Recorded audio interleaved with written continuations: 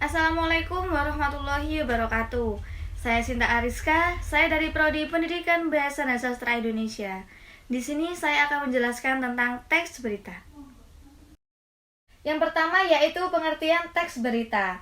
Teks berita adalah teks yang berisi informasi atau kejadian penting yang telah atau sedang terjadi dan disajikan melalui media cetak, koran, atau majalah, dan juga maupun bisa elektronik seperti televisi, radio, dan juga internet. Untuk yang selanjutnya yaitu ciri-ciri teks berita. Ciri-ciri teks berita yang pertama ada faktual atau sesuai fakta. Artinya, berita harus sesuai fakta yang ada dan bukan opini penulis serta tidak ada rekayasa apapun. Dan fakta-fakta ini dapat diambil dari hasil wawancara kepada narasumber.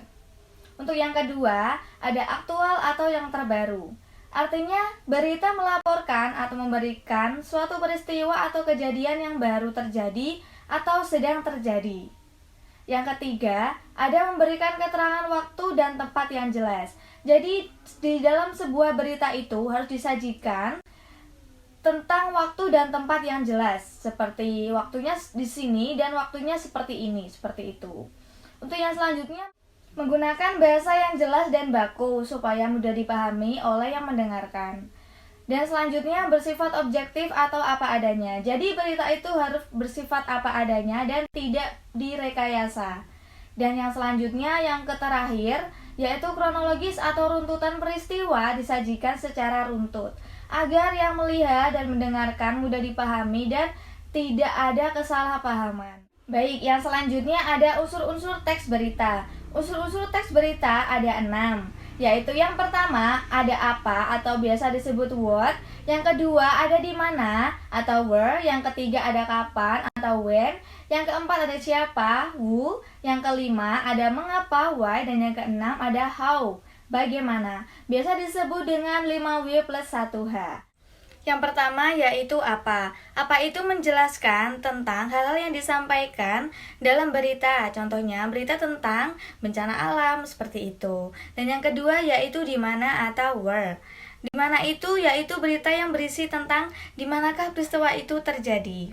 Dan yang ketiga ada kapan. Jadi menyebutkan tentang waktu kejadian peristiwa. Dan yang keempat ada siapa atau who, berisi keterangan orang-orang yang terlibat dalam peristiwa atau sebuah kejadian tersebut. Dan yang kelima ada mengapa. Unsur why merupakan alasan atau latar belakangnya terjadi peristiwa. Dan yang terakhir yang keenam bagaimana atau how. Unsur how ini berisi penjelasan mengenai proses kejadian atau peristiwa dan akibat yang ditimbulkan. Jadi dijelaskan mulai dari awal terjadinya masalah sampai yang terakhir. Baik, yang selanjutnya yaitu struktur teks berita. Struktur teks berita itu ada 3 macam. Yang pertama ada orientasi, yang kedua ada peristiwa, dan yang ketiga ada sumber berita. Nah, yang pertama orientasi adalah pembuka hal yang akan diberitakan. Biasanya terdapat sebagai unsur berita seperti unsur what, who, when, dan where. Gitu. Yang kedua ada peristiwa. Peristiwa berisi tentang jalannya kejadian secara runtut yang faktual dan aktual.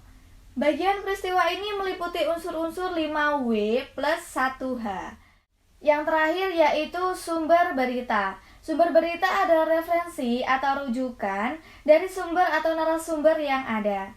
Sumber atau narasumber berita dapat diperoleh dari orang-orang yang terlibat di kejadian atau orang-orang yang menyaksikan kejadian, video atau audio, gambar, dan maupun internet. Baik, yang selanjutnya yaitu jenis-jenis berita. Jenis berita itu ada 5. Yang pertama ada straight news, yang artinya berita langsung. Biasanya disampaikan langsung seperti live gitu ya. Dan yang kedua ada deep news, berita mendalam. Yang ketiga ada investigation news atau berita investigasi. Dan yang keempat ada interpretative news atau berita interpretatif. Dan yang kelima ada opinion news atau berita opini. Baik, itu yang bisa saya sampaikan mengenai teks berita. Ada beberapa unsur, ada beberapa ciri, ada beberapa jenis, dan sebagainya. Semoga sampai sini bisa dipahami dengan baik dan jelas. Terima kasih saya ucapkan dari saya, Sinta Ariska. Mohon maaf apabila ada salah kata. Terima kasih. Wassalamualaikum warahmatullahi wabarakatuh.